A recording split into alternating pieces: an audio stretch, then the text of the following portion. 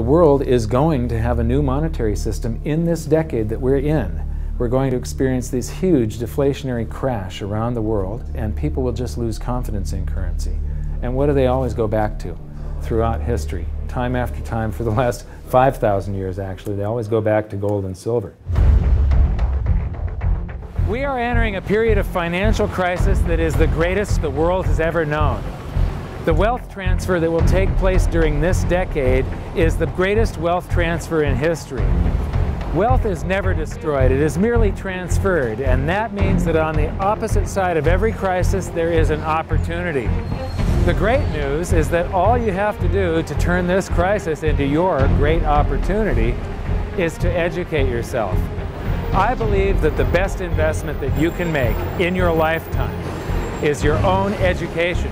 Education on the history of money, education on finance, education on how the global economy works, education on how all of these guys, the central bankers, the stock market, how they can cheat you, how they can scam you. If you learn what is going on and how the financial world works, you can put yourself on the correct side of this wealth transfer. Winston Churchill once said that the further you look into the past, the further that you can see into the future. This program is all about creating your own crystal ball, being able to gaze into the future, being able to change this crisis, the greatest crisis in the history of mankind, into your great opportunity.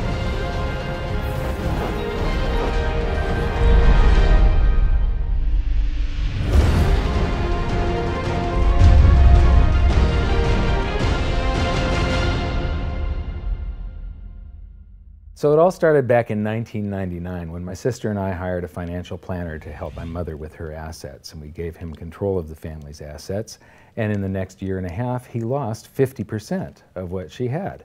You know, he would come to us every 6 months, we'd have a meeting, and he'd have this smile on his face, just ear-to-ear smile, going, "We did really well. The S&P lost 24% and you only lost 18."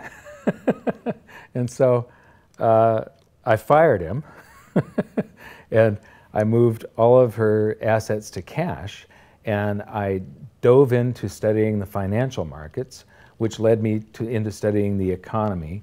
And when you start reading about the global economy, the people that are concerned with trade deficits and budget deficits, it's the hard money advocates, the gold community. And once I started reading them, they also write about monetary history, and then I really fell in love. Because monetary history just repeats and repeats over and over again, echoing all the way back to the beginnings of civilization.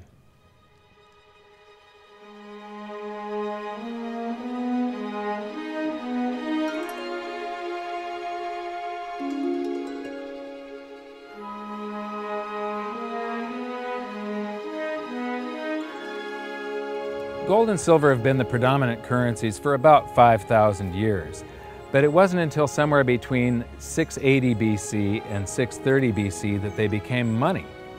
That's when they were minted into coins of equal weights somewhere in Lydia, where each coin was the same size and had the same weight. This made them interchangeable. It's called fungible. At that point, they became useful as a unit of account, a measurement.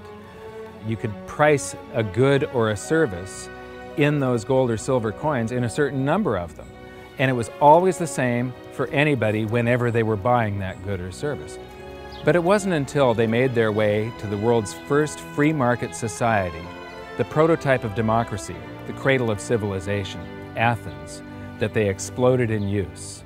Suddenly, money found its natural home, the free markets. Athens was the first society to have a working tax system and free markets. This enabled them to rise to the pinnacle of civilization. Their prosperity allowed them to create great works of art and achieve a level of architecture and engineering that the world had not yet seen. Here we are 2,500 years later, and people are still in awe of their achievements. It was truly a fantastic period in human history, and the Athens star shone brightly for many years. So this begs the question, what went wrong? How did such a great and powerful civilization fall? The answer lies in the same pattern that we see throughout history: too much greed and too much war. It was when the Athenians got involved in the Peloponnesian Wars, a war with Sparta, that their monetary problems began. First, they lost access to their gold and silver mines. They were also paying armies that were on foot, and they were miles and miles away from Athens. So as they pay their armies to buy goods and services from the local populations, a deflation occurs in Athens because they're sending all of their coinage out of the city. Then they started debasing their coinage to pay for the war. If you take in 1,000 coins in taxes, and then you melt those down, those gold coins, and you mix 50% copper into your gold, now you can mint 2,000 coins. So if you take in only 1,000 coins, but you spend 2,000 coins, what is that called? That is deficit spending. Athens began to do that during this war with Sparta. They also had these great public works, which were very expensive, and they finished the Temple of Athena Nike during the truce in the middle. There was a 6-year truce in the middle of this 27-year war. So they didn't stop their great public works and allow their market economy to heal from the expense of this war. As they debased their coinage, people would take the new debased coins at face value at first, until there were a whole bunch of those. And there's something called Gresham's Law, where people tend to save to keep the thing that's rare, and they spend the thing that's common into circulation first. So all of the gold and silver coins started to disappear from circulation and become quite rare, and it was just these copper coins. Suddenly, it took a whole bunch of copper coins to buy a gold or silver coin, one of those old gold or silver coins. This is the first time that gold or silver ever had a price. Before that, everything was measured in a weight of gold and silver. So a large factor in Athens' downfall was the expense of war, the expansion of empire, the debasement of their currency, the eventual inflation that was caused. You know, they minted these coins until they became nothing but flecks of copper. This was actually the world's first hyperinflation. And what it did was it financially debilitated Athens to the point where in 404 BC they surrendered to Sparta. And eventually they became nothing but a satellite of Rome. The thing that amazes me is how history just keeps on repeating and repeating and repeating, and we never learn from all of our stupid mistakes. We just repeat the same stupid mistakes over and over and over again. Today we are doing the same thing that the Athenians did that caused the loss of their great culture. We're doing the same currency debasement. We're doing the same deficit spending, and it's for the same reasons. It's for war and it's for great public works. The interesting thing about the Peloponnesian War was how it started. I would say one of the interesting parallels is that it started really with Athens at its height and with a level of hubris that set them down the road towards ruin. Perhaps they felt that they were, superior, couldn't make a mistake. Exactly. They knew better. Exactly. And they ended up destroying their society as a result. It's a road that we're going down today, right? I think absolutely. Yeah. There was a play written shortly after the Peloponnesian Wars about the worthlessness of the copper flecks that were their coinage at the time. So we go from gold and silver, very high value money, to a currency that has a face value. And it's the first example that I can find in history where a war and great public works were being funded through deficit spending.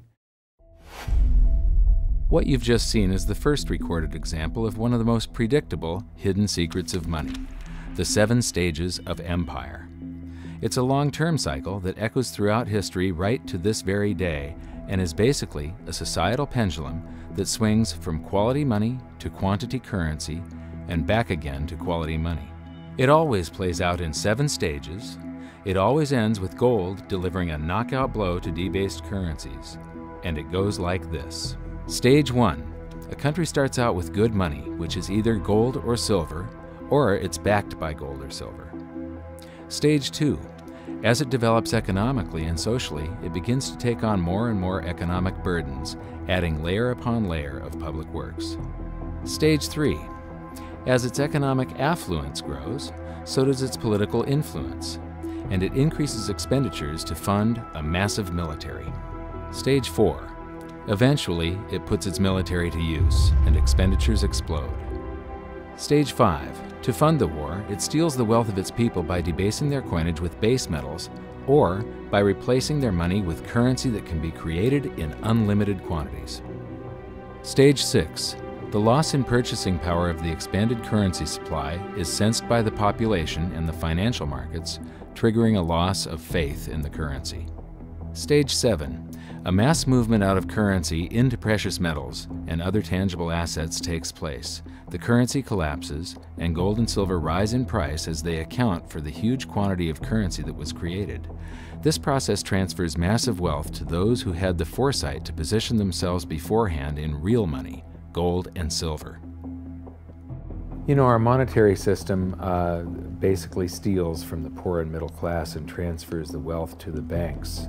We see this throughout history, and it's just repeating over and over again. What's happening in Greece right now is basically the same thing that was happening back in 407 BC. The deficit spending to fund all of these public works and the debasement of their currency supply caused them to become nothing but a satellite of Rome. Today, they're becoming nothing but a satellite of the banks. Well, the idea of Gresham's law is simply that people are going to hold on to what's value and spend what isn't valuable. Way back in my youth, I was 11 years old when we went from a silver-based monetary system to a purely fiat system. People saw that silver was money, they got used to it, they didn't really think about it. And in 1965, under President Johnson, he basically said, well, silver's too valuable to be money. We're going to just start putting out these substitutes, which were what we call cupro-nickel coins. They were nickel, they were copper plated with nickel at the time. And of course, the metal value was far less. And I understood that as a kid, and yet very few adults really seemed to get the idea of what was really going on. There were a few, and it only takes a few. And of course, the Gresham's law took effect, so the currency came out of circulation rapidly. It's very interesting to me, you know, knowing monetary history fairly well, is they're always, you know, put out in silver-looking or gold-looking form. I mean, in most cases, you'll have, in fact, they look rather interesting. I mean, some of them are like silver on the inside and gold on the outside with the look. They have no value at all, really, other than melt value of pot metal. To me, it's sort of at a subconscious level. Why are they making them gold-colored? Why are they making them silver-colored? I think there's an inherent knowledge in the human species that knows that gold and silver have value. So if they look in their pocket and they see something gold-colored or silver-colored, it gives them kind of a warm, fuzzy feeling. And it's like, oh yeah, you know, but there's no value in these coins, really.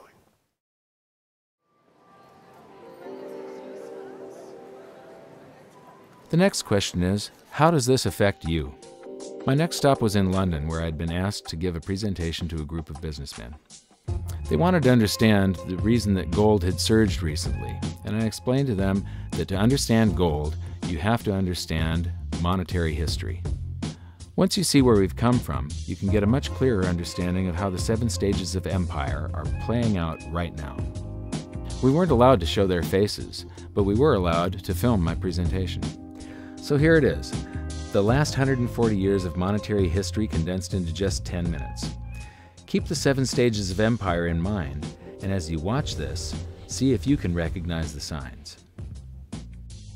Everybody thinks the US dollar is still as good as gold, and it hasn't been since 1971. This is the world monetary systems. From 1873, when Germany went on the classical gold standard, where each unit of currency is backed up by an equivalent amount of gold in the treasury. In the United States, $20 bill, $20 gold piece in the vaults. Go into any bank, slap down your currency, which was a receipt for money, a claim check on money, ask for your money, gold and silver, and they would give it to you. So this shows this is currency, this is money. Otherwise, there was no reason for any government to store gold in their vaults and then print this currency that was backed by gold. This is what gives confidence in that, and it gives governments the ability to start this scam in the first place, where they print these receipts for gold, and then they can print more of them than gold that exists. And that happened when we got to World War I, and all the combatants stopped redemption rights. You could no longer go in the bank and trade your pounds, lira, marks, francs, no longer redeemable in gold, and they lit up the printing presses and started printing like crazy. Then between the wars, they went on something called the gold exchange standard, where currencies would be backed partially by gold. So in the United States, under the Federal Reserve Act of 1913, the Federal Reserve was allowed to put $50 worth of claim checks on gold, currency in circulation, backed up by only $20 worth of gold. So it was a 40% reserve ratio. For every $20 gold piece in the vault, they could put $50 in circulation. We're the dollars of the nation on parade. We're the biggest batch of dollars ever made. Oh, we used to march by millions, but now we march by billions, and maybe we'll be trillions for your dead. We're the dollars. Then we get to 1944. Now, during both wars, Europe paid the U.S. with gold. During World War I, the U.S. didn't get into the war until the very end of it. We didn't really have troops on the ground here in any quantity until the last 6 months of the war. So for the first 4 years or so, we're selling you all of, you take all of your young men off of the farms and turn them into soldiers. You take your factories that make toasters and they start making machine guns. Your factories that made cars are now building tanks. And so you turn your economy toward war, and all of your consumer goods and your grains had to be imported from the United States, and you paid us with gold. Then in World War II, Hitler starts saber rattling in 1936, annexes Austria in 38, invades Poland in 39. Pearl Harbor wasn't until the end of 1941. We didn't have troops on the ground until, I believe, August of 42. So again, there's like 6 years where you're paying us with your gold and we're selling you stuff. This is where Americans have this myth that war is good for the economy. War is good for the economy if you're not in it and you're selling them the tools of the trade. Yes, America's national income gets bigger and bigger. In 1943, it was $142 billion. That was double the 1939 figure, triple the figure for 1933. But by the end of World War II, the U.S. had 2/3 of all the world's monetary gold, the central bank gold, and the rest of the world had to share the other third, and Europe had none. So the world monetary system was no longer going to work. It would collapse. But we had made all these loans of dollars to Europe, so Europe was flooded with dollars. And so representatives from around the world met at Bretton Woods, New Hampshire in 1944. They came up with a new world monetary system called the Bretton Woods system, where every currency on the planet, with the exception of just a few, they would be backed by the US dollar, and the US dollar would then be backed by gold at $35 per ounce. This gave confidence to all currencies. So this gave the world stability, and it pegged all the world's currencies to each other through the dollar to gold. So there was no such thing as the Forex. Currencies didn't float. The exchange rates were fixed year after year, and this helped to make world trade boom. Then the dollar standard starts because we kept on printing dollars. Under the Bretton Woods system, there was no reserve ratio established where the US actually had to have a certain amount of gold for how many dollars we created.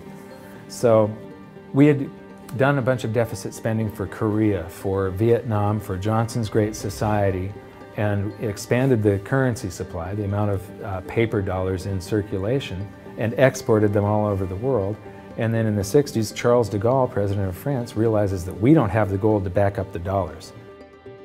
Le fait que beaucoup d'États acceptent par principe des dollars au même titre que de l'or entraîne les Américains à s'endetter, et à s'endetter gratuitement vis-à-vis de l'étranger, car ce qu'ils lui doivent, ils le lui payent avec des dollars qu'il ne tient qu'à eux d'émettre. Nous estimons nécessaire que les échanges internationaux soient établis comme c'était le cas avant les grands malheurs du monde, sur une base monétaire indiscutable et qui ne porte la marque d'aucun pays en particulier. Quelle base? En vérité, on ne voit pas qu'il puisse y avoir réellement de critères, d'étalons autres que l'or. And he starts asking, France asks for their gold and trades in the dollars.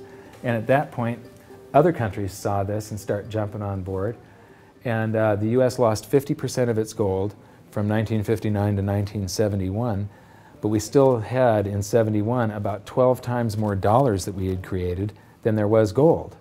And this run on the bank, basically, the U.S. now being the bank, this is a giant worldwide bank run, because the U.S., for the second time, had committed a fraud and created more receipts for gold than there was gold.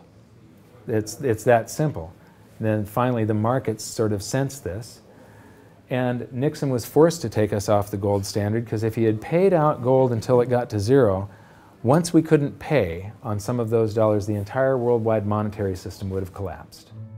I have directed Secretary Connally to suspend temporarily the convertibility of the dollar into gold or other reserve assets, except in amounts and conditions determined to be in the interest of monetary stability and in the best interest of the United States. In full cooperation with the International Monetary Fund and those who trade with us, we will press for the necessary reforms to set up an urgently needed new international monetary system.